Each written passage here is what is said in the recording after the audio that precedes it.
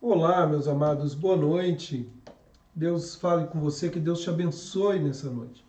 Essa foto aqui é para aumentar um pouquinho mais a nossa saudade, é para apertar um pouco mais o coração. Que vontade de estar junto dos irmãos, que vontade de poder abraçar, de poder estar em comunhão, congregando como fazemos sempre. Mas eu creio que dentro em breve esse tempo vai chegar. Estava montando aqui a ordem do culto, algumas partes aqui, estava com o coração muito apertado, né? Olhando para o rosto de cada um de vocês, isso aqui é apenas uma porção do que é a nossa igreja e que Deus assim nos abençoe, para que dentro em breve possamos estar juntos, né? E, queridos, nós vamos começar este culto ao Senhor. E já quero te fazer um convite. Compartilhe esse vídeo no Facebook com outras pessoas. Abra uma sala de vídeo. Também no YouTube. Copia lá o endereço. Se você quiser mandar para um amigo seu, manda pelo WhatsApp. Assim, mais e mais pessoas serão alcançados pela palavra de Deus. Nós vamos dar início a esse culto com uma oração. Feche seus olhos, abaixe sua cabeça. Vamos orar. Seja muito bem-vindo, você que não é da Igreja Presbiteriana de Jaboticabal. Que Deus fale com você nessa noite. Que Deus transforme o seu viver, assim como Ele tem transformado o nosso viver. Pai, nós te agradecemos, ó Deus, por esta noite.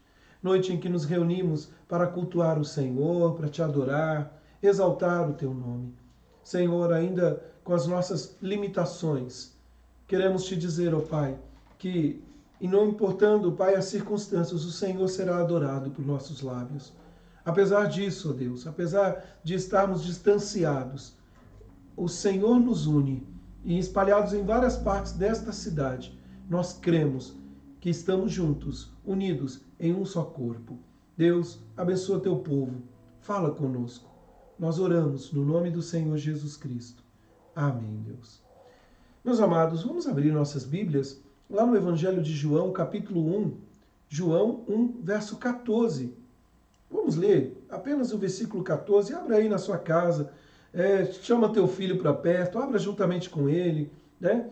João, capítulo 1, verso 14, apenas o versículo 14, nos diz assim: E o Verbo se fez carne e habitou entre nós, cheio de graça e de verdade, e vimos a sua glória, glória do unigênito do Pai. E o Verbo se fez carne e habitou entre nós, cheio de graça e verdade, e vimos a sua glória, a glória como unigênito do Pai. Sabe, queridos, quando nós olhamos para um texto como esse, nós nos lembramos que recebemos um grande presente, Jesus Cristo, o presente do Pai para a salvação do seu povo. E agora, reunidos aqui, devemos exaltar a Ele, crendo, queridos, que a glória é do Senhor, toda a honra, toda a glória, todo louvor é dado ao Senhor. E nós vamos cantar uma canção neste momento. Esta canção fala propriamente sobre o texto que nós lemos. No princípio era o Verbo, e o Verbo estava com Deus, e o Verbo era Deus, ele estava no princípio com Deus. Se você lembrar desta canção, nós já ensinamos na igreja, cante conosco, ou medite na letra dessa canção. Toda adoração a Ele. No princípio era o Verbo.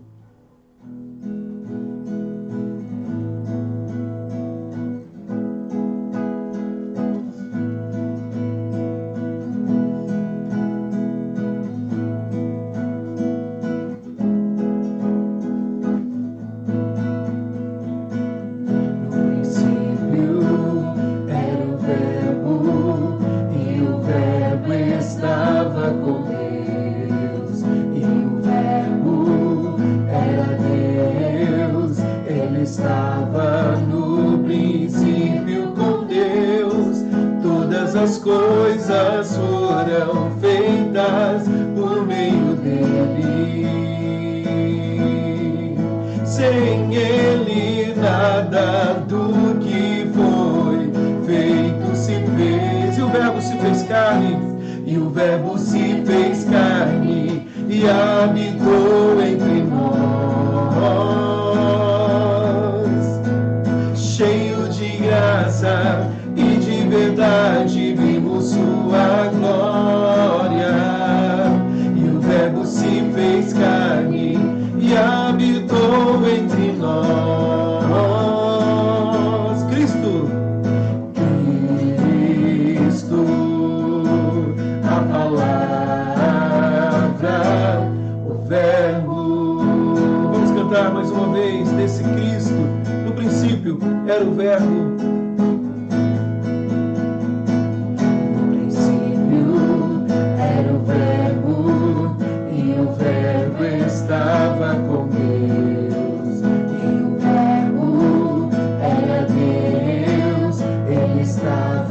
no princípio com Deus, todas as coisas foram feitas por meio dele. Sem ele nada do que foi feito se fez, e o Verbo se fez carne e habitou entre nós. Cheio de graça e de verdade vimos sua glória, e o Verbo se fez carne e habitou entre nós. Cristo, a palavra, o Verbo, e o Verbo se fez carne. Vamos cantar mais uma vez. E o Verbo se fez carne e habitou entre nós. Cheio de graça e de verdade vimos sua glória, e o Verbo se fez carne e habitou entre nós. Cristo, a palavra, o Verbo,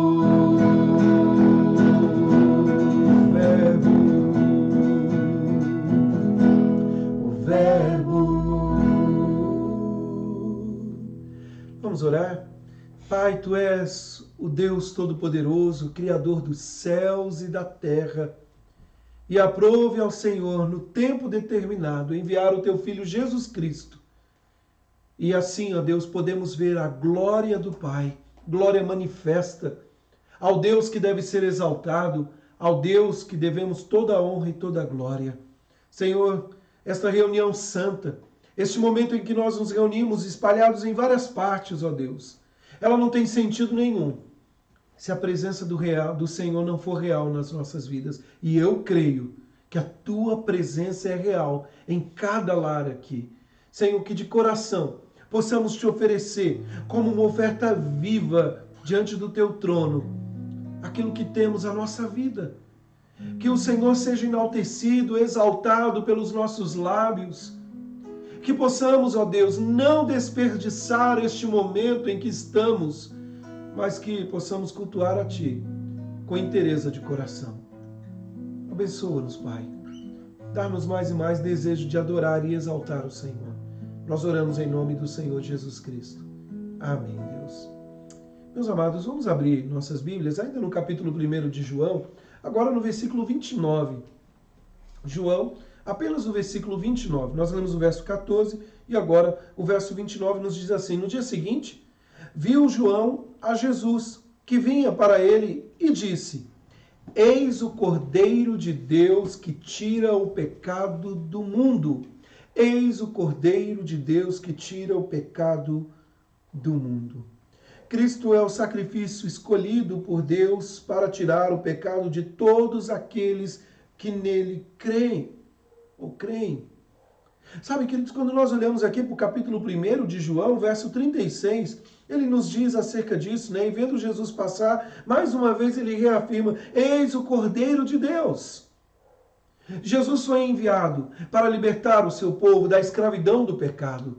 E hoje, libertos, aqui reunidos, nós temos o poder, a força que vem do Espírito Santo que habita em nós para lutar contra o pecado, para viver em arrependimento e buscarmos ao Deus Altíssimo, crendo que Ele é o nosso purificador e devemos nos purificar todos os dias, como falamos hoje pela manhã. O sangue do Cordeiro nos cobre, nos lavou da ira de Deus. Mas o arrependimento é contínuo. Nós devemos buscar o perdão de Deus. Eis o Cordeiro de Deus que tira o pecado do mundo. Eu vou convidar a Fabiana, minha esposa, para estar orando neste momento, pedindo perdão a Deus e que o Senhor nos ajude em nossas fraquezas e nossas debilidades. Vamos orar? Senhor Deus, graças nós te damos, ó Pai, porque nossas vidas pertencem ao Senhor. Amém, Deus. Jesus. Louvado e exaltado seja o teu santo nome neste Sim, momento, Deus. ó Pai. Queremos neste momento, ó Deus, te pedir perdão, ó Pai, por tudo, ó Deus, que temos feito, ó Pai, que desagrada a Ti, Perdão, Senhor. Senhor. Abrimos nosso coração a Ti, ó Sim, Pai, que o Deus. Senhor esteja, ó Pai, nos sondando, ó Pai, nos Sonda as moldando, nossas Senhor vidas, Deus, Senhor. conforme a Tua palavra, Senhor. Amém, Jesus. Ó Pai, pedimos de perdão, ó Deus, por tantas e tantas coisas, ó Pai, que temos negligenciado, ó Pai, diante de Ti, Senhor. Amém, Jesus. Humildemente, ó Pai, nos aproximamos de Ti, Senhor Amém, Deus. Deus. Te pedindo forças, ó Pai, para sempre Te agradar, ó Pai, e fazer o que é melhor ao Senhor, ó Pai, aquilo que é agradável a Ti, Senhor. Amém, Tenha Deus. misericórdia de nossas vidas, ó Pai. E desde já também, ó Deus, nos regozijamos e nos Sim, alegramos, Senhor. ó Deus, Nos alegramos pelo em Ti, Teu Senhor. perdão, ó Pai, porque todas as vezes que nos aproximamos de Oh, Ti, Pai, Senhor Deus, misericórdia, com esse Senhor. coração desejoso, ó Pai, contrito, Senhor, o Senhor jamais despreza, ó Pai. Sim, O Deus. Senhor olha sempre para nós, ó Deus, com um olhar de Amém, misericórdia e derrama a Tua graça sobre nossas vidas, ó Pai. O Teu sangue, ó Pai, sobre nós, nos perdoando, ó Pai, nos purificando. Amém, Jesus. Te bendizemos, ó Pai, por tudo que o Senhor tem feito em nós. Amém. Te amamos, ó Deus, em Te nome amamos. de Jesus. Amém. Amém. Vamos cantar mais uma canção e desta canção fazer como uma oração. Senhor, vem, derrama paz, vem, derrama bênção sobre este povo que se chama povo Teu. Povo esse espalhado aqui em Jaboticabal, no estado de São Paulo, no Brasil. Vem, Senhor, derrama da Tua paz, vem, derrama das Tuas bênçãos. Vamos cantar, confiantes de que Deus já nos perdoou. Agora clamamos, perdoa, Senhor, as nossas vidas. Vamos louvar o Senhor. Vem, derrama paz, vem, derrama as bênçãos sobre este povo que se chama povo Teu. Dá-nos Teu amor, dá-nos Tua força, para que tentações não venham a nos desviar, e a glória seja dada a Ti, pelo que tens feito, pelo que tens sido, pelo que farás em nós.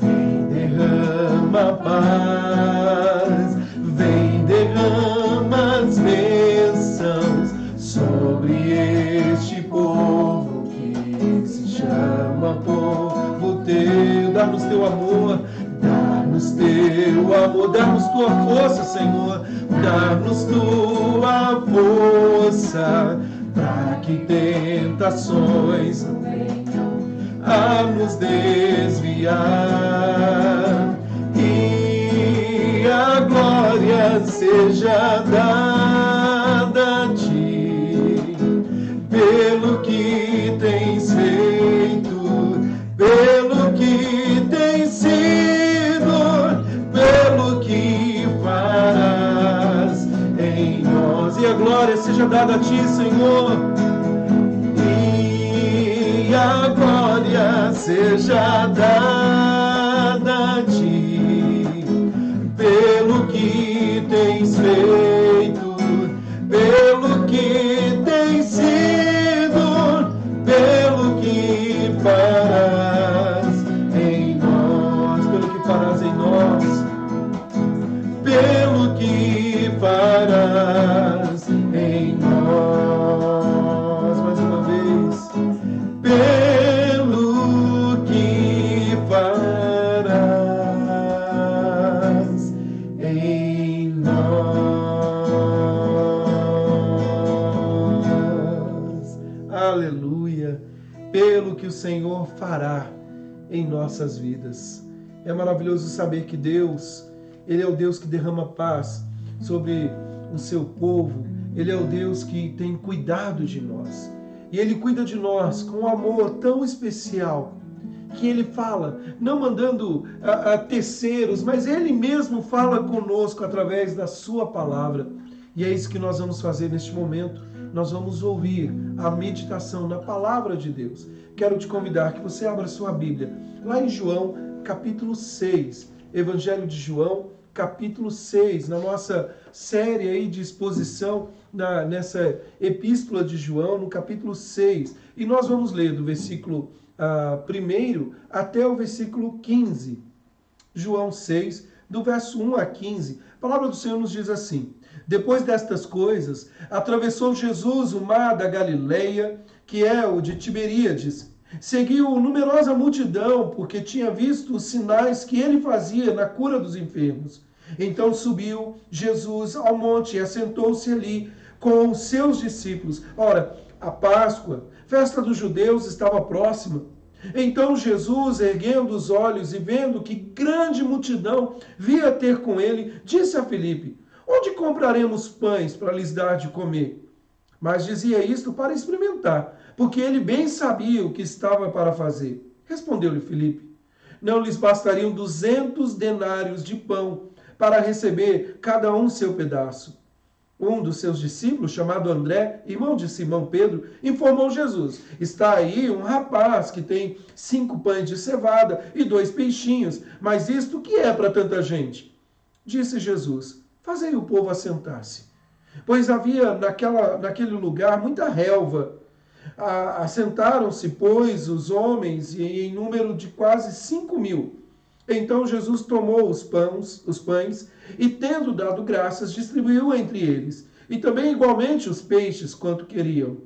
E quando já estavam fartos, disse-lhe Jesus aos seus discípulos: recolhei os pedaços que sobraram, para que nada se perca. Assim, pois, o fizeram e encheram 12 cestos de pedaços dos 5 pães de cevada que sobraram aos que haviam comido. Vendo, pois, os homens os sinais, ou o sinal que Jesus fizera, disseram: este é verdadeiramente o profeta que devia vir ao mundo. Sabendo, pois, Jesus que estavam para vir com o intuito de arrebatá-lo, para proclamarem rei, retirou-se novamente, sozinho, para o monte. Vamos orar, queridos, neste momento?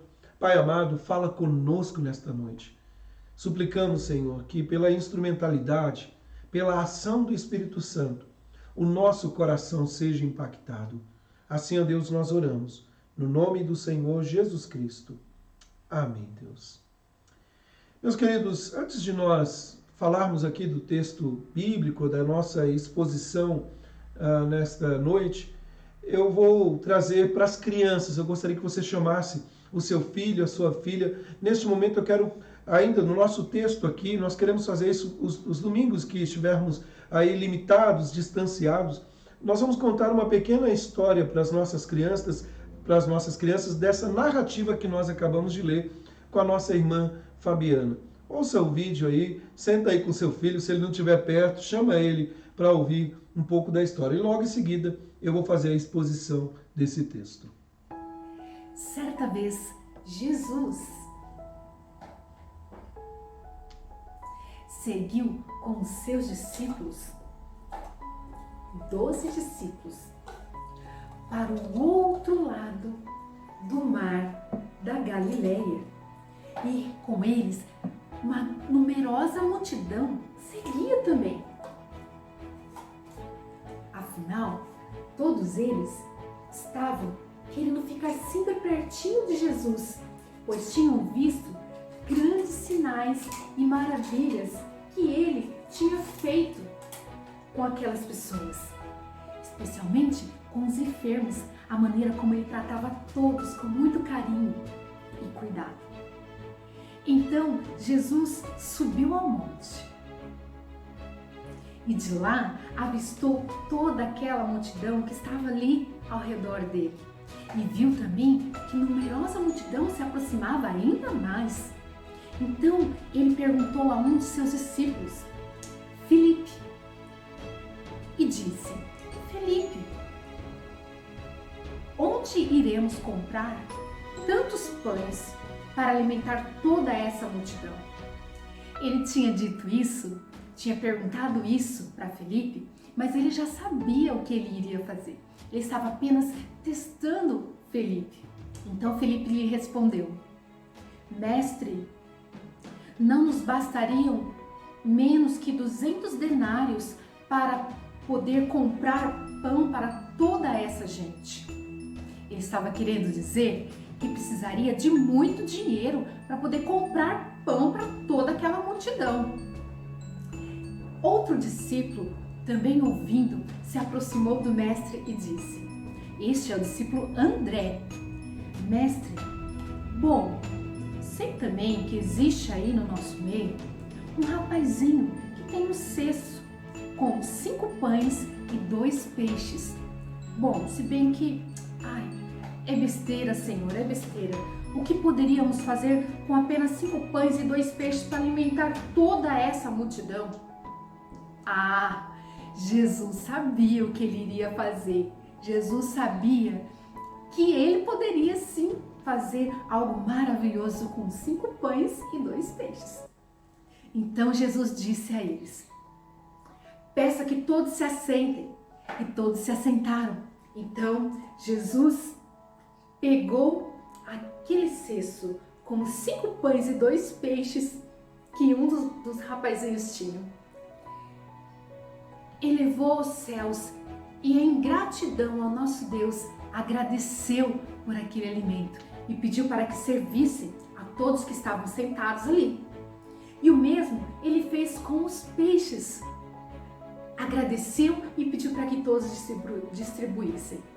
E eles assim fizeram, distribuíram para todos. E detalhe, poderiam pegar a quantidade que quisessem, o quanto desejassem.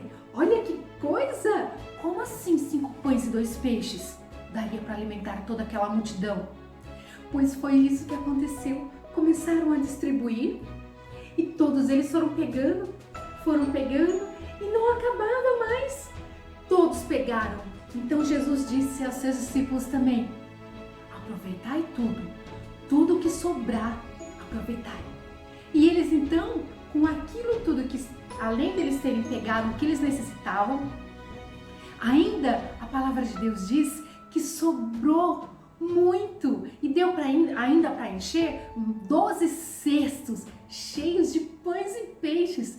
Olha que maravilha! Realmente um milagre aconteceu. A multiplicação dos pães e dos peixes naquele dia aconteceu. E todos puderam ver. E eles aprenderam naquele dia que Jesus é o Deus do impossível.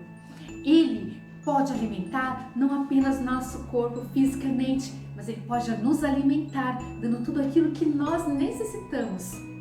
Que maravilha, não é mesmo? Vamos orar agradecendo a este Deus que faz grandes coisas em nossas vidas? Senhor, nós te bendizemos, ó Pai, porque Tu és o nosso pão, o pão que alimenta e sacia todo o nosso ser. Te louvamos e te bendizemos, porque Tu és o Deus do impossível. Em nome de Jesus, amém. Muito bem, queridos, ouvimos a história bíblica para as nossas crianças. Deus tem colocado isso no meu coração, né? Se nós conseguirmos aí atingir não apenas os adultos, mas também as crianças. Hoje pela manhã tivemos a aula para os adultos, para as crianças também, com a nossa irmã Ana Paula, depois a aula com os adolescentes ali pela mídia também. Estamos tentando fazer, né? Com muitas dificuldades, sim, temos nossos obstáculos, mas Deus tem suprido. E aí, pensando também neste momento, por que não acrescentar um espaço em nosso culto aí, virtual, né? Pelo menos ao vivo aqui, à distância, e colocar um espaço para as nossas crianças. Eu espero que Deus tenha falado no coraçãozinho de cada uma delas neste momento. E agora, queridos, eu quero trazer uma mensagem, uma meditação na palavra de Deus, baseado nesse texto que nós acabamos de ler. E o que é interessante, queridos, eu quero começar com a história de uma mulher que tinha 90 anos e um homem, seu marido, com 100 anos de idade. E essa história que eu começo a contar, ela diz que certa vez o Senhor afirmou que eles seriam pais. Ela era estéril, com 90 anos de idade, não poderia dar filhos. E ele já idoso, em ditosa idade, com 100 anos. Essa mulher recebeu uma promessa de Deus que seria mãe. A primeira atitude dela foi rir. ou melhor dizendo, seu marido, né, recebe a promessa de ser o pai de uma grande nação, e ela escutava ali, e ela riu, e é interessante que incrédula, aquela senhora riu consigo mesma, ou seja, no seu íntimo, dizendo, como poderia uma mulher na minha idade ter esse prazer, ainda mais quando meu senhor, meu marido, também é idoso? Ela colocou um monte de obstáculos. E aí, queridos, conta-se então que o Senhor Deus, respondendo, aquele tom irônico daquela mulher, ela tinha um nome, Sara. O seu esposo, eu acho que você já ouviu falar dele, Abraão. E aí, respondendo a Sara, o Senhor repreendeu o casal e disse o seguinte, por que Sara riu? Porque disse, pode uma mulher da minha idade ter um filho? Existe alguma coisa difícil demais para o Senhor? Voltarei por esta época, no ano que vem, e Sara terá um filho. Sabe, queridos, Deus é especialista em realizar impossíveis.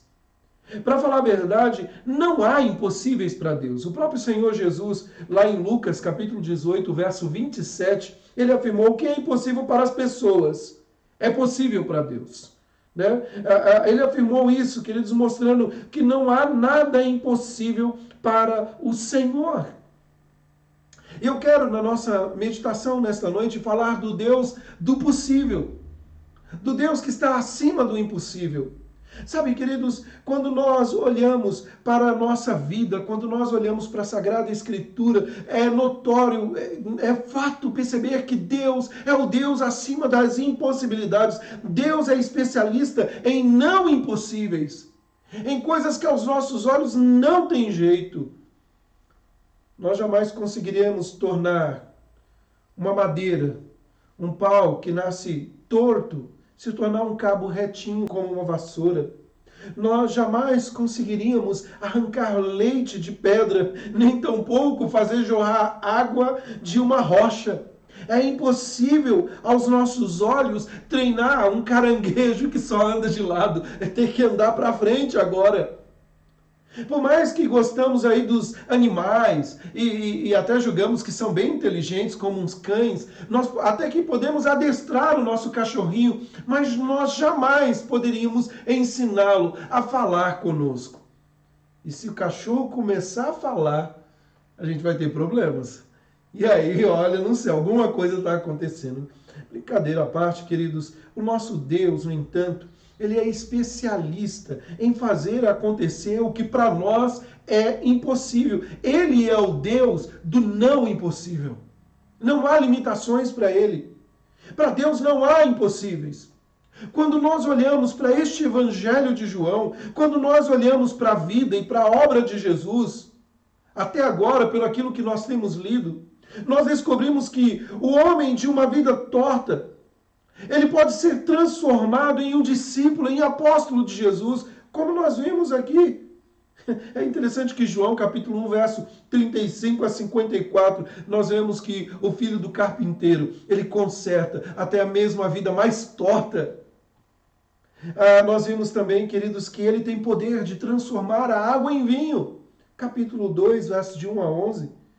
E é interessante porque numa palavra de comando dele, numa única palavra, as coisas acontecem, sem mesmo tocar, e até mesmo à distância.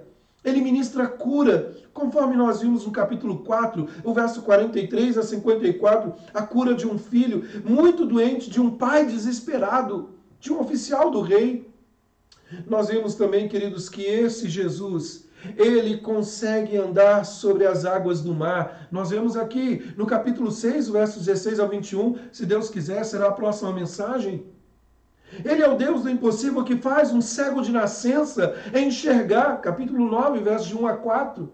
Ele é aquele que ressuscita um amigo que morreu, Lázaro, no capítulo 11, o verso 1 até o verso 44. Deus, queridos, é especialista em fazer acontecer o que para nós é impossível. Para Deus não há impossíveis. Ele é o Deus que não tem limites. Ele é soberano, ele está acima de todas as coisas. Não há no vocabulário de Deus tais palavras como eu não dou conta, eu não posso, eu não consigo, não vai funcionar, é impossível. Deus é o Deus que está acima de tudo. Agora, queridos, eu gostaria de olhar com os irmãos e perceber, queridos, que esse texto, o texto que nós acabamos de ler, do capítulo 6, versos de 1 a 15, ele nos revela o poder glorioso de Deus, capaz de tornar impossíveis em milagres. O poder glorioso de Deus, capaz de trazer à tona aquilo que aos olhos dos homens não tem como. Talvez os homens vão dizer, não, é impossível, não pode ser. Mas Deus diz, é possível, eu faço acontecer. Para Deus não há limitações. Agora eu quero te fazer uma pergunta antes da gente prosseguir no nosso texto. A minha pergunta que eu tenho para fazer para você nessa noite é, o que há de impossível para você em sua vida? O que há de impossível na vida de alguém que você ama? O que há de impossível no momento em que você está vivendo, nos locais onde você vive e convive? Será que é impossível amanhã acordar e não ter mais nenhuma vestígio desse coronavírus? Aos nossos olhos, sim. Mas não aos olhos de Deus. Será que é impossível consertar uma casa que vive em pé de guerra? O relacionamento? Será que é impossível, no meio de tanta crise, o Senhor abrir uma porta de um emprego? O que precisa ser dito que você não é capaz de verbalizar porque é impossível?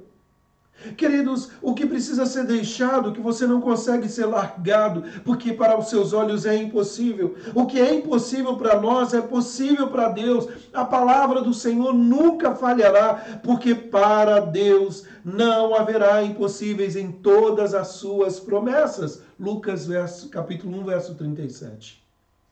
Sabe, queridos, Deus é o Deus que realiza aquilo que aos nossos olhos é impossível. E cabe a nós crer nele. O problema é que mesmo o crer, o ter fé, para nós tantas e tantas vezes é impossível. Até mesmo crer na ação de Deus é algo que se torna difícil.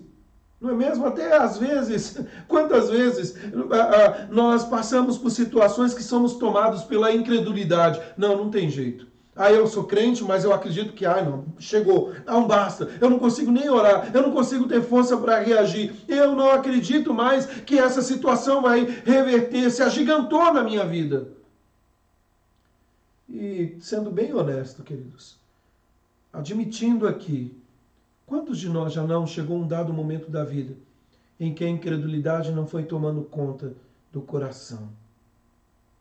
O nosso texto, queridos, desta noite, é um texto que fala aí do quarto sinal do Senhor agindo aqui de forma poderosa, dentre muitos milagres. É interessante porque o texto mostra isso, que uma numerosa multidão estava indo até Jesus pelos sinais, pela cura que ele fazia dos enfermos, ou seja, João não relata as outras ações aqui, ele só relata alguns aspectos, algumas curas.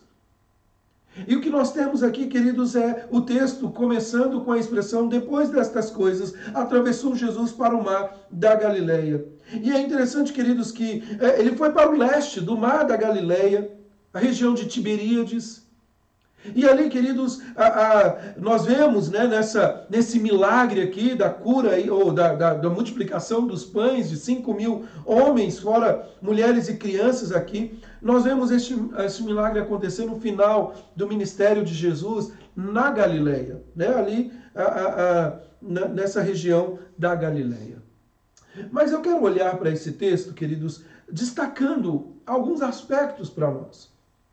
A primeira coisa, queridos, que nós precisamos olhar para esse texto é perceber que Jesus, ele não é um gênio da lâmpada, que eu tenho falado tanto. Ele muito menos é um cozinheiro que vai servir a mesa, um padeiro. Jesus não é aquele que vai realizar milagres meramente por realizar. Sabe, geralmente nós, infelizmente, nós lemos cada versículo, cada capítulo da Bíblia como se tratasse de um texto isolado.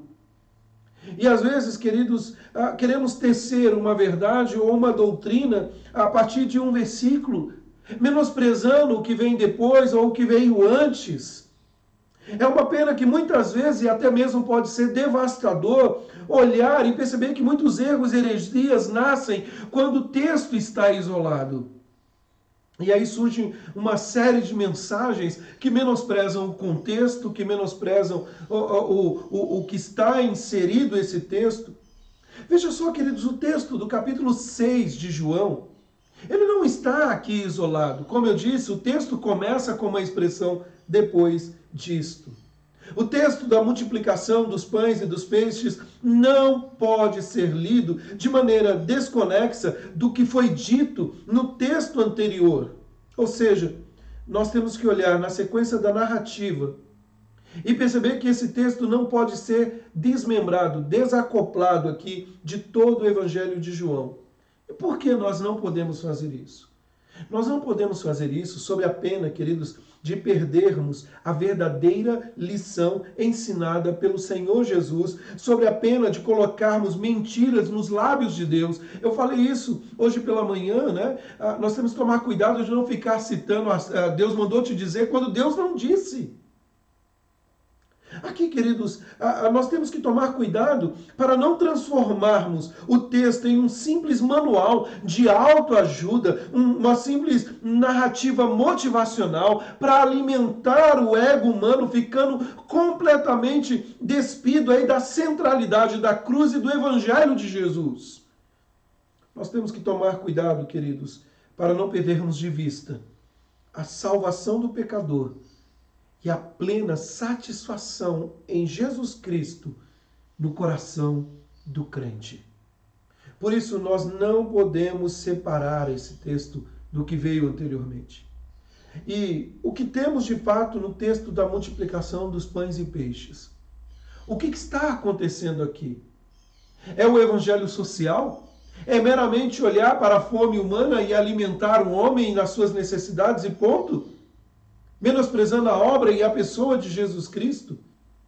Sabe, queridos, João revela-nos aqui que para Deus não há impossíveis, pelo poder do Espírito Santo, objetiva e produz fé salvadora, fé saciadora em nosso coração.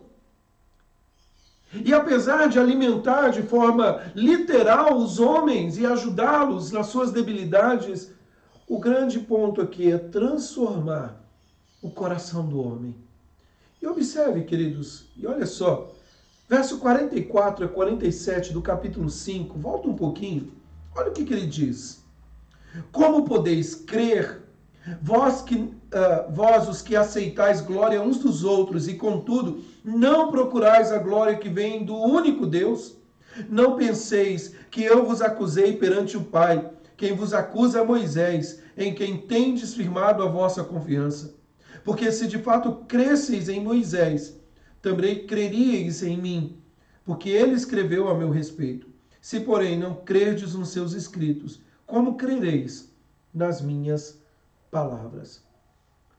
Sabe, queridos, apesar do milagre glorioso de Jesus ao curar um paralítico no tanque de Betesda, aqueles fariseus não creram em Jesus, perseguiam a Jesus, queriam matar a Jesus. Permaneceram incrédulos, amando mais a glória dos homens do que a glória de Deus. Está lá no verso 44 do capítulo 5. Jesus, então, ele volta para os seus discípulos para testá-los. Jesus se volta para os discípulos para provar a fé deles. Aonde estavam os olhos daqueles discípulos? Como estava a fé deles? Eles eram crentes de fatos ou não passavam de incrédulos como os fariseus, disfarçados de piedade? Eram meramente seguidores da massa. Presta atenção, queridos. Nas palavras de João. E observe que olha o que ele diz aqui do verso 1 até o versículo 6. Olha a construção do texto. Ele diz assim, depois disto, ou seja, algum tempo depois do episódio que comprovou a incredulidade dos fariseus, lá no capítulo 5, Jesus atravessou o mar da Galileia, conhecido também como o mar de Tiberíades. E aí uma grande multidão seguia por toda parte, pois tinha visto os sinais que ele havia realizado para curar os enfermos. Ou seja, Eles estavam seguindo Jesus por causa dos sinais. Versículo 4. Era quase tempo da festa judaica, da Páscoa. Jesus voltou, viu logo uma grande multidão que vinha ao seu encontro. Voltando-se para Filipe, perguntou: onde podemos comprar pão para alimentar toda essa gente? Depois disse isso para pôr Filipe à prova, pois já sabia o que ia fazer. Jesus ele procura Filipe porque Filipe era daquela região. Filipe conhecia ali provavelmente muitas pessoas. Sabia aonde tinha uma padaria mais perto. É como se Jesus tivesse dito a Filipe: Filipe, onde a gente pode comprar pão nesse momento para essa multidão de pessoas aqui? O Senhor estava provando o coração dos seus discípulos, provando o coração de Filipe. Sabe, queridos, olha a intenção de Jesus. Perceba onde ele queria chegar. Ou seja, teriam aqueles discípulos, depois de tudo que já haviam testemunhado em face aos sinais de Jesus, teriam eles fé o bastante para alimentar aquela multidão? Daqui a pouco nós vamos ver, queridos, alguma das ações aqui dos discípulos. Antes, nós precisamos compreender algo muito importante nesse texto que eu acabei de afirmar agora há pouco. Jesus não é um realizador, um curandeiro. Jesus não é um padeiro. Jesus não é um gênio da lâmpada para que você o procure quando está passando por algum aperto. Jesus é um milagre em si. Jesus não é o padeiro. Jesus não é a padaria. Jesus é o pão. E eu explico. Jesus é o pão da vida. O Evangelho de João foi escrito para produzir fé no coração do pecador. Quando você vai lá no capítulo 20, que nós já fizemos menção várias vezes em outras mensagens, no verso 30 a 31, esse texto não deixa dúvidas sobre qual o propósito de João, do autor aqui, o apóstolo João, ao escrever esse livro. O propósito dele era produzir fé para a salvação e a plena satisfação em Jesus Cristo. Até mesmo os sinais, os milagres, ou os sinais aqui propriamente dito, apontam para a sua obra, para a pessoa de Jesus, quem ele é, e produz fé no coração do pecador. Veja que o propósito de João não está aqui nas coisas que ele dá, como pães e peixes, ou fazer um paralítico andar, ou transformar o elemento água em elemento vinho. Não, queridos, é trágico quando tantas e tantas pessoas, tantos pregadores, tantos fiéis pegam o texto, tossem o texto, transformam o texto em tudo que Deus jamais intencionou produzir. É danoso, é triste quando as pessoas pegam um texto tão rico como esse e agora querem colocar, queridos, meramente princípios de sabedoria organizacional para multiplicarmos os recursos financeiros e tornam isso como métodos infalíveis e como ídolos para alimentar o prazer do coração, fazendo de Cristo, de Deus o Pai, do Espírito Santo, apenas um meio para produzir um fim, ou seja, multiplicar, ter muito pães, ter muitos peixes, saciar o coração, saborear dessa vida os prazeres do que pode gerar, sem contudo ter um relacionamento com Deus. Esse texto não está aqui, queridos, para nos exortar como multiplicar os nossos recursos.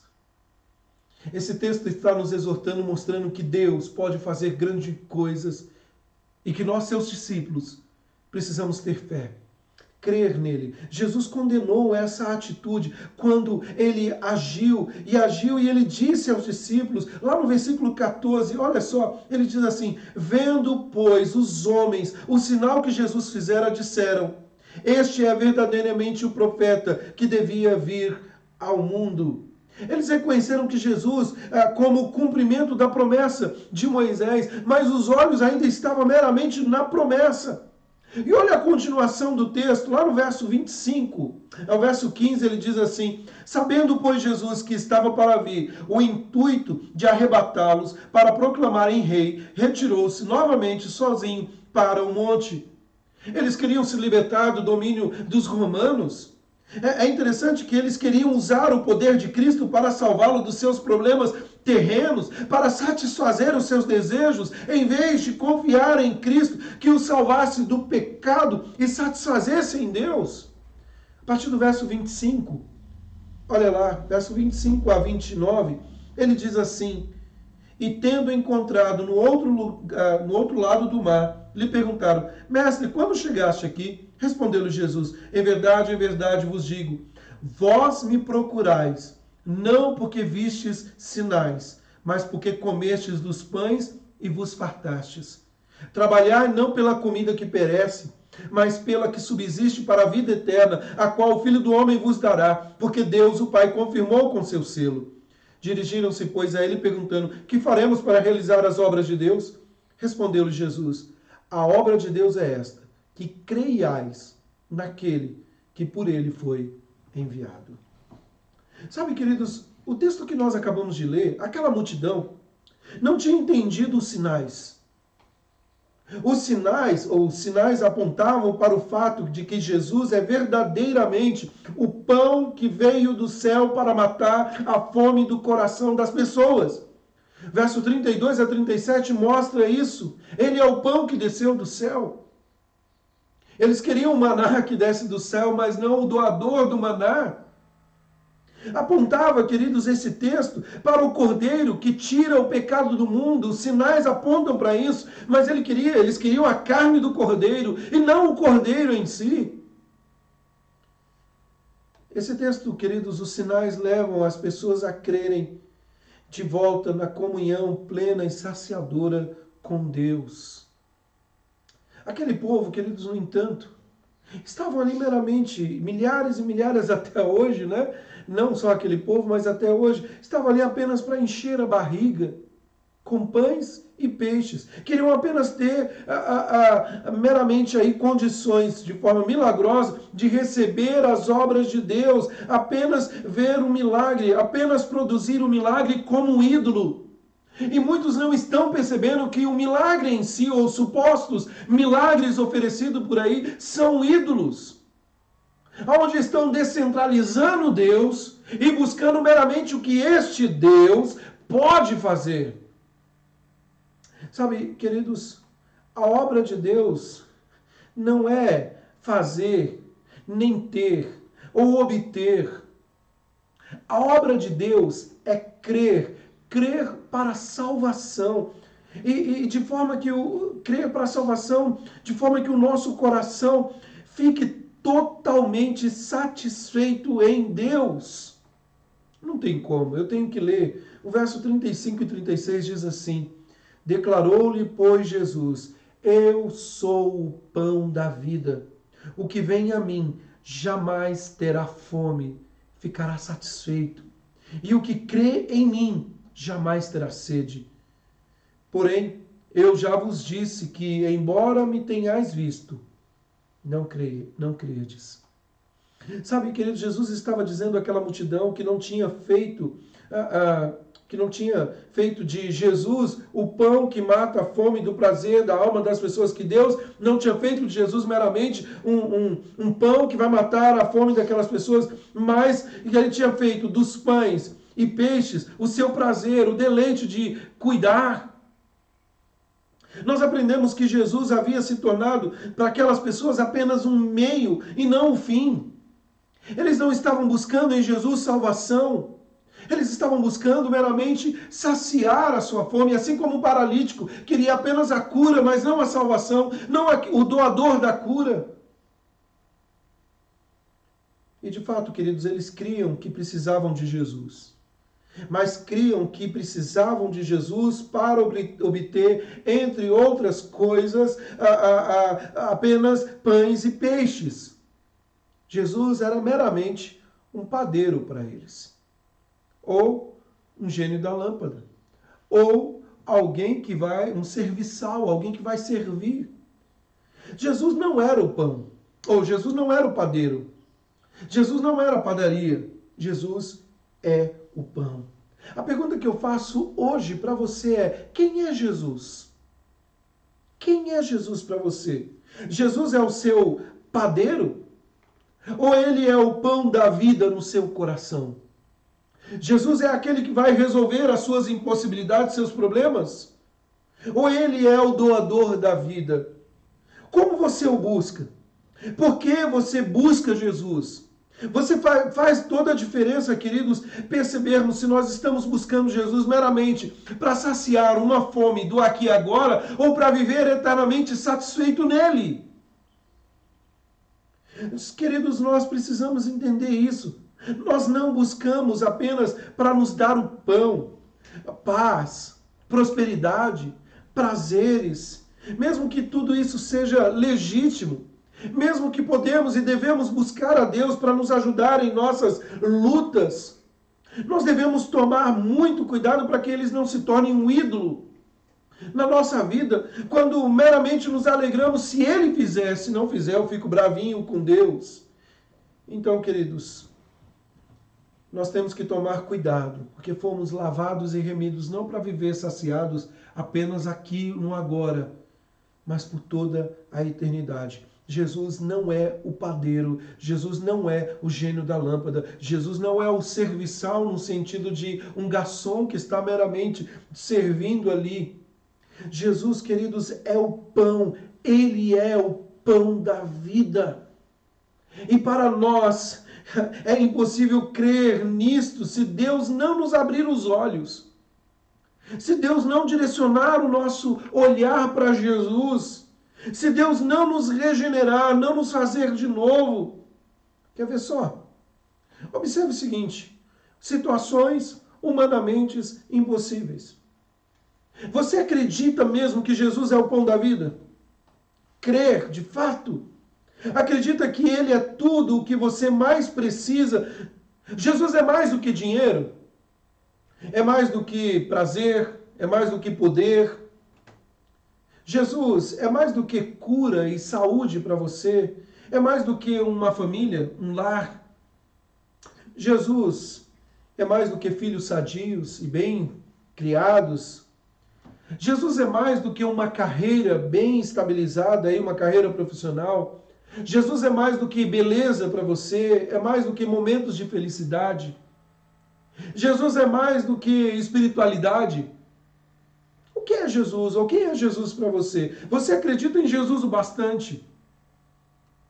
Meus amados, a melhor forma de descobrir se Jesus é o bastante, se Ele é tudo que de fato precisamos, se Ele é o prazer, o maior prazer da nossa vida, é observar como nós nos comportamos ou reagirmos diante das situações humanamente impossíveis. Quando nós olhamos para o texto, nós vemos o que Jesus fez. Ele colocou os discípulos diante de uma situação humanamente impossível. Aos olhos dos homens é impossível. E agora ele pergunta, o que faremos? E aí, queridos, olha o versículo 5 e 6. Então Jesus, erguendo os olhos e vendo que grande multidão vinha ter com ele, disse a Filipe, onde compraremos pães para lhe dar de comer? Mas dizia isso para o experimentar, porque ele bem sabia o que estava para fazer. Porque ele bem sabia o que estava para fazer. Meus queridos, o que Filipe faria? Filipe iria crer no Cristo que transformou a água em vinho? Filipe iria crer em Jesus que curou o filho de um oficial? Filipe iria crer no Jesus que curou um paralítico em Betesda? Que buscaria ele buscaria o Cristo? É certo que não. Nos parece que não.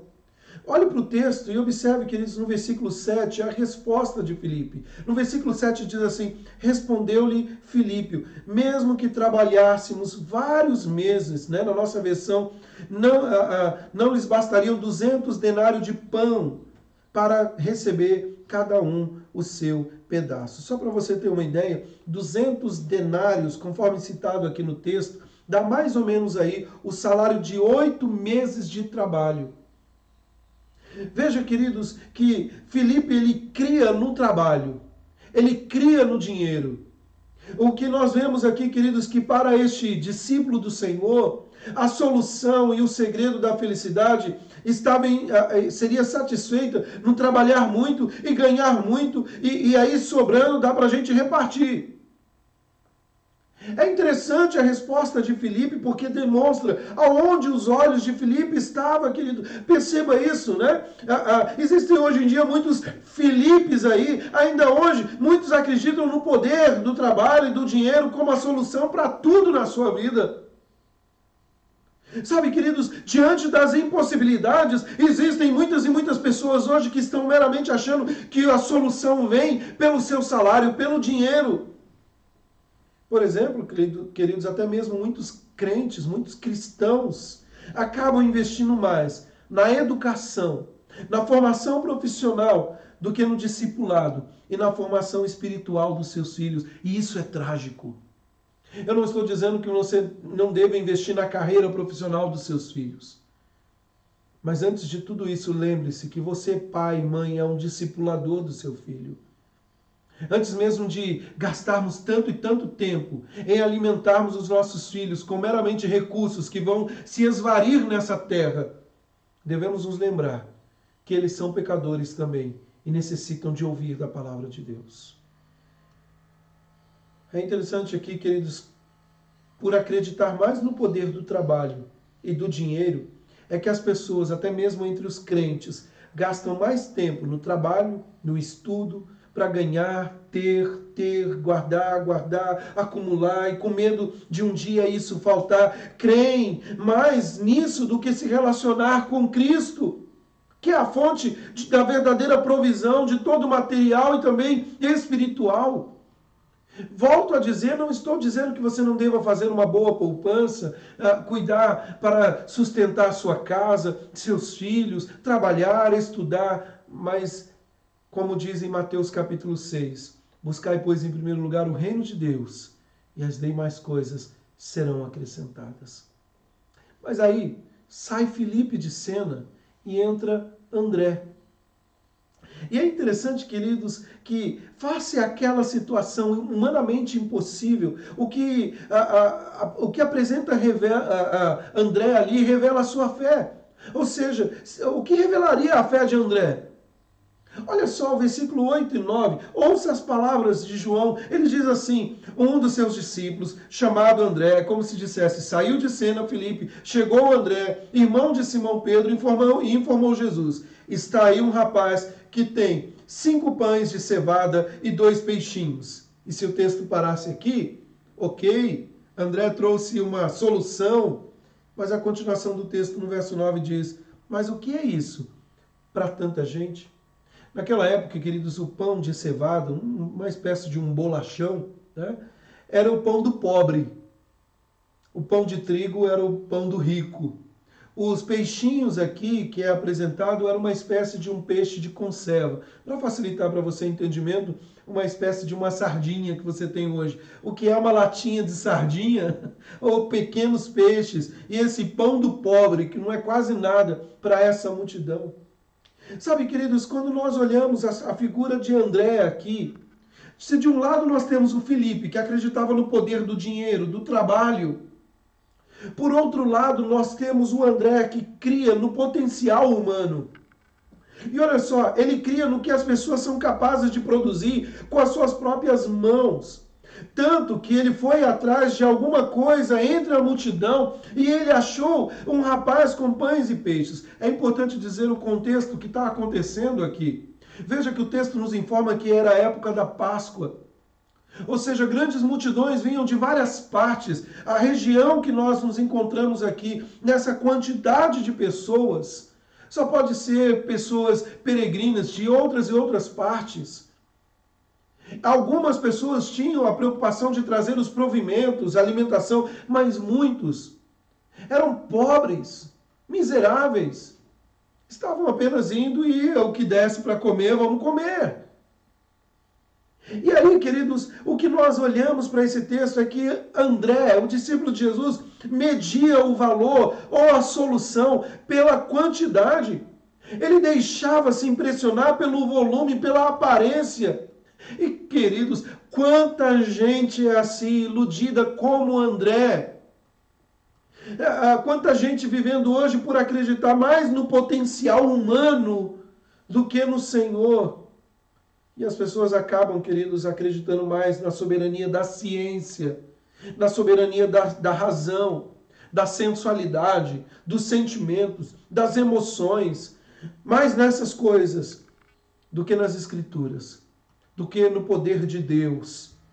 E por acreditar mais no potencial humano, eles se afastam de Deus e vão buscar os modernos profetas, reveladores de mistérios. Não quer a simplicidade da Escritura, não quer a simplicidade e a profundidade desse grande Deus. Eles preferem, queridos, buscar aí no que suas mãos podem fazer, do que viver numa pequena comunhão de fé com os irmãos pequeninos ali caminhando passo a passo.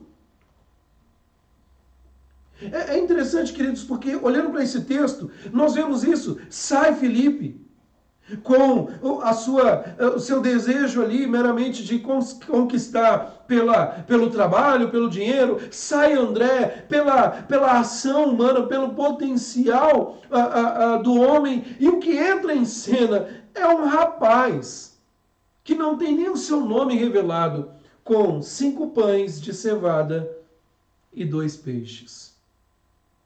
O que aos nossos olhos não é nada, é impossível. O texto nos fala de 5.000 homens. Era fácil a contagem ali, porque faziam grupos de 50 e isso contabilizava para facilitar. Não era uma multidão correndo de um lado para o outro, assentada na relva, ou seja, numa grama baixa. A estimativa não era apenas 5.000 homens. Haviam crianças que não estavam sendo contadas e mulheres, ao que muitos dizem que poderiam girar em torno aí de 10.000 a 15.000, acredito eu, facilmente quase 20.000, uma vez que as famílias eram grandes. E aí, queridos, o texto nos informa que havia um garoto, um rapazinho, com essa quantidade, 5 pães e 2 peixes. O príncipe dos pregadores, Charles Spurgeon, pregando esse texto, a sua congregação, lá no final do século XIX, lá em Londres, na Inglaterra, ele disse o seguinte: o que este rapazinho está dizendo é o seguinte, disse Spurgeon: não sei se o que tenho será suficiente para alimentar essa multidão, mas se o Senhor quiser, comece um milagre a partir dos meus 5 pães de cevada e 2 peixes. Que lição há por trás disso? O que podemos aprender com isso? Queridos, quando Deus, quando o Senhor soberano, nos coloca em situações humanamente impossíveis, e Ele sempre nos coloca em situações provando a nossa fé. Esse momento que nós estamos vivendo é uma prova de fé. Existem irmãos nossos que estão desanimando de várias igrejas, porque não estão indo à comunhão à igreja, e perderam o sentido da igreja. Nós estamos sendo provados. O Senhor nos coloca em situações humanamente impossíveis para testar a nossa fé, espremendo para que saia o que de fato há no nosso coração. É pela fornalha, é pelo pilão de Deus que revela o que há no nosso coração. O que se espera que saia de nós, fé. Fé no poder do Senhor, fé no que Cristo pode fazer, fé no que Cristo é suficiente, que nós não precisamos de mais nada. Situações humanamente impossíveis, portanto, revelam que quando depositamos a nossa esperança, a nossa fé, a nossa confiança no trabalho e no dinheiro, como fez Filipe, nós sempre acharemos que é pouco. Recentemente, um ex-presidente, Collor, pediu desculpa. Na época lá que ele foi impeachmentado, né? E acabaram tirando a poupança de muitas pessoas, ficaram desesperadas, porque tinham seu dinheiro guardado e foi tirado. Nós sempre acharemos pouco, com nada, nos sentiremos sem recursos, impotentes. Afinal, a vida é muito mais, é mais do que trabalho, é dinheiro. E nós vamos perceber isso. Situações humanamente impossíveis também revelam que quando depositamos a nossa esperança, a nossa fé, a nossa confiança no potencial humano, ou nos recursos, ou qualquer outra coisa que a mão, a razão, a emoção humana é capaz de produzir, como fez André, nós sempre desprezaremos o que Jesus Cristo pode fazer a partir da fé do tamanho de um grão de mostarda. Mas tudo isso quando depositamos nas suas mãos.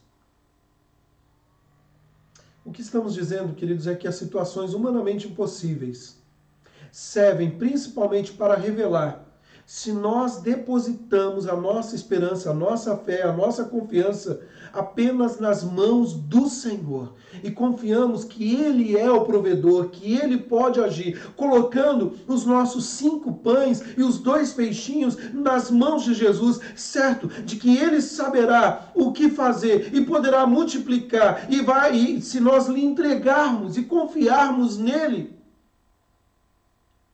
Eu acho tão bonito, queridos, esse texto, porque Jesus sabia o que estava fazendo. Olha só, o versículo 6, ele diz assim, no final do verso 6, porque ele bem sabia o que estava para fazer.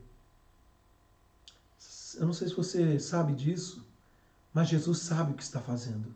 Deus sabe o que está fazendo. Ele não é pego de surpresa. Deus já tem, não um plano B, ele já tem um plano bem arranjado. Ao que Jó diz, bem sei que tudo podes e nenhum dos teus planos pode ser frustrado. Veja que o versículo 10 a 13, ele nos mostra esta ação. Diga ao povo que se sente. E o povo se assentou, todos se assentaram na grama que cobria o monte. Havia ali 5.000 homens. E o número era expressivo. Então Jesus tomou os pães, ele agradeceu, ele levantou aos céus agradecendo a Deus e ele repartiu entre o povo. E é interessante que em seguida ele fez isso com os peixes e ele diz aos discípulos, agora juntem os pedaços que sobraram para que nada se desperdiçasse. E eles juntaram ali 12 cestos. Queridos, alguns números na Bíblia eles podem até ter um significado. Aqui 12 cestos é meramente um número, um cesto para cada discípulo que poderia carregar. Ali não eram migalhas de pães que caíram. Não, na verdade, o texto diz que eles comeram e se saciaram. O que Jesus oferece é a abundância. Quando entregamos nas mãos dele e confiamos nele. Sabe, queridos, eu quero terminar nesta noite com algumas afirmações aqui. Em primeiro lugar, os ídolos não se sustentam. Os ídolos não se sustentam? Mas eu não tenho nenhum ídolo. Pois é, talvez os ídolos que eu estou nutrindo no meu coração hoje seja saúde, paz, prosperidade, dinheiro, família, pessoas, personalidades. Eles não se bancam. Os ídolos sempre nos deixam na mão. Nas mãos dos ídolos ficamos sempre escravos deles, dependentes, buscando sempre, como a mulher lá samaritana que sempre ia buscar a água ali ao meio-dia, como a vida seca. Situações humanamente impossíveis devem nos fazer ir a Deus com 5 pães e 2 peixes em nossa vida, colocando nas mãos do Senhor Jesus Cristo, que pode fazer e Ele sabe o que vai fazer. Meu irmão, minha irmã, Jesus sabe o que vai fazer. Mas você precisa confiar. Não entrar em desespero. Tanta gente está entrando em parafuso porque nós estamos agora nesse distanciamento social, desesperado com o que vai acontecer amanhã, sem viver o hoje, e tornando esta ansiedade e desespero um ídolo. Porque humanamente falando é impossível e nós não conseguimos fazer. Meu dinheiro está acabando, meus recursos estão acabando, mas nós não podemos nos esquecer que Deus é o Deus da provisão, e essa é a segunda lição. Os ídolos não se bancam, mas também nós devemos olhar para esse texto e perceber que Deus é o Deus do possível. Tudo é possível ao que crer. Sabe, queridos, quantas situações nós temos enfrentado que trazem dificuldade para nós. Mas Deus é capaz de agir de forma operosa.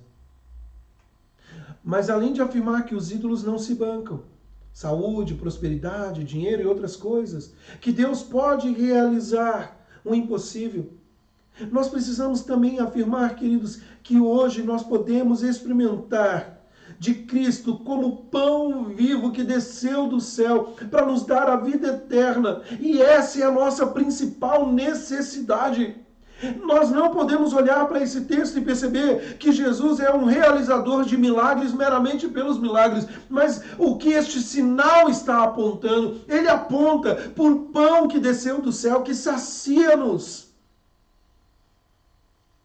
E acredite no que eu vou te dizer, a sua principal necessidade hoje não é de um emprego, não é de ter um dinheiro na conta, não é de ter um bom casamento, uma boa família, uma boa saúde, a cura física. A sua principal necessidade hoje é comer e saciar-se do pão que desceu do céu.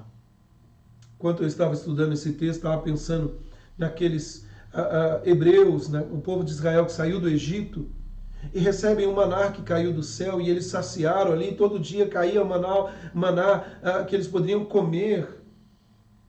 Mas eles já não estão mais entre nós, eles morreram. O que é o maná diário diante da eternidade? Mas também, em último lugar, os ídolos não se bancam. Deus é o Deus do impossível. Nós devemos nos alimentar de Cristo como a nossa principal necessidade. E, por fim, devemos crer em Cristo, fazendo dele a satisfação do nosso coração. E o meu objetivo é desafiar você a se oferecer a ele para ser usado de maneira que seja saciado e possa se encontrar em Cristo e dizer: eu estou satisfeito. E dizer como Paulo: logo não sou eu quem vivo, Cristo vive em mim. Assim, queridos, você deve encontrar a satisfação em Cristo através da sua vida, dos seus dons, talentos, dinheiro, recursos materiais, entendendo que todas essas coisas só encontram significado se estiverem em Jesus. O mundo ao nosso redor está sedento do pão da vida. Mas esse pão, ele pode ser repartido e multiplicado a partir do momento que você levar essa mensagem a outras pessoas. A satisfação em Cristo. Meus irmãos, nós temos muitas necessidades físicas, psicológicas. Nós precisamos de Cristo e nós precisamos estar saciados nele. Não viver para si mesmo, mas viver para Cristo. Colocar a nossa vida nas mãos de Jesus e pedir para que ele nos use. E que isso não fique apenas em nós, a salvação em nós, mas que ela multiplique. E que possamos falar de Jesus às outras pessoas. Eu esbocei aqui um pequeno texto, é como se você, nesta oração, fizesse essa oração nessa noite. Senhor, eis aqui a minha vida. Eis aqui a minha vida. Toma em tuas mãos. Toma para si. Satisfaça-me. Deixa-me provar e ver a tua graça e perceber que a tua graça é melhor do que tudo, é melhor do que a vida. Pegue a minha vida, salve a minha vida, satisfaça o meu coração em Jesus e usa-me para levar o pão da vida aos famintos da graça para a salvação. Faça essa oração nessa noite. Eis aqui a minha vida. Toma, Senhor, em tuas mãos. Assim como 2 pães, pão de cevada, pão do pobre, e 2 peixinhos curtidos de conserva, são insignificantes, podem muito pelos seus efeitos na mão do poderoso Deus. Deus pode fazer grandes coisas através da sua vida. Você crê nisso? Eu creio. E eu posso dizer nessa noite: Senhor, eis aqui a minha vida, toma em tuas mãos. Vamos orar? Vamos falar com Deus? Feche seus olhos, abaixe sua cabeça. Vamos orar encerrando esse momento. Eu não sei o que está no seu coração, eu não sei quais são as impossibilidades que você está enfrentando, mas Deus sabe. Ele tem poder para agir na sua vida. Eu vou orar e logo em seguida ministrar a bênção do Senhor sobre vocês. Pai amado, louvado e exaltado seja o teu nome sobre todas as coisas. Quem somos nós, Senhor? Tão pequenos, tão inconstantes, tão falhos. Mas se o Senhor quiser nos usar, o Senhor pode nos usar. Não confiamos, ó Deus, nos recursos financeiros do nosso trabalho. Não confiamos, ó Pai, nos recursos humanos. Mas confiamos sim no Senhor, no Deus do impossível, que não há impossíveis, o Deus do possível, o Deus das nossas impossibilidades, o Deus que pode, com a palavra do teu poder, levantar o que está abatido, o Deus que pode libertar aquele que está com depressão, o Deus que pode trazer à existência coisas que aos nossos olhos não existiam. Tu és esse Deus. E nós apresentamos diante de Ti. Toma, Senhor, a nossa vida em Tuas mãos. Assim, ó Deus, nós oramos, agradecidos, crendo na operosidade do Teu poder. E oramos em nome do Senhor Jesus Cristo. E agora, meus amados irmãos, que a graça do nosso Senhor e Salvador Jesus Cristo, que o amor de Deus, o nosso eterno Pai, invada o seu coração e que a consolação do Espírito Santo de Deus repouse sobre vós, hoje, amanhã e por todo sempre. Amém, Jesus. Amém.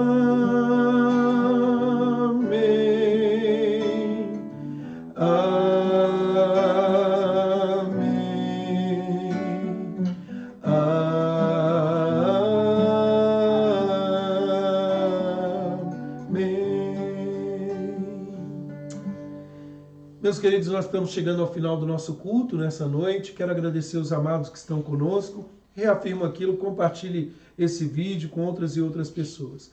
E antes de encerrar essa live, eu gostaria de trazer alguns avisos aos irmãos. Essa semana nós temos algumas programações especiais para as mulheres, para os irmãos de uma forma geral. Não posso revelar muito, que é uma surpresa, né? Mas vai ser bem legal, estamos planejando algumas ações aí. Então fique aí atento, logo nós vamos divulgar. Uma delas que aconteceu já há alguns dias e vai continuar, as irmãs todos os dias, às 3 horas da tarde, estão intercedendo, orando, cada oração linda. Se você, irmã, ainda não faz parte do grupo lá da SAF, né, no WhatsApp, procura a nossa irmã Fabiana, manda uma mensagem para ela, ela vai adicionar você. Tem sido um momento de edificação para as nossas vidas. Meus irmãos, um aviso que tem me preocupado muito: frieza, desânimo espiritual. Não deixem de buscar a Deus, não deixem de participar dos cultos. Eu consigo avaliar o número de pessoas que têm entrado na live, que tenho visto aí, né, tanto no YouTube quanto aqui no Facebook. É pouco. E eu fico me perguntando no que nós estamos nos alimentando. Nós não estamos de férias e nós não podemos brincar. Os dias são maus. Se Jesus voltar hoje, como você vai ser encontrado? Então, queridos, não desanimem. Essa é uma exortação pastoral. Fale isso para outros irmãos. Esse horário, né, apesar de mudar um pouco o horário, escola dominical às 8 horas, culto às 18 horas, você pode fazer isso em outro momento, mas não deixe de buscar. Não deixe, nós não estamos de férias. O momento é sério. Nós devemos nos abastecer do Senhor. Que Deus abençoe sua vida, que o Senhor, esse Deus Todo-Poderoso, invada o seu coração na plena certeza de que Ele tem o melhor para nós. Tenha uma excelente semana. Coloca aí nos comentários qualquer pedido de oração, assunto aí que você queira compartilhar conosco. Deus te abençoe, meu amado irmão, minha amada irmã. Fique com Deus. Tchau, tchau.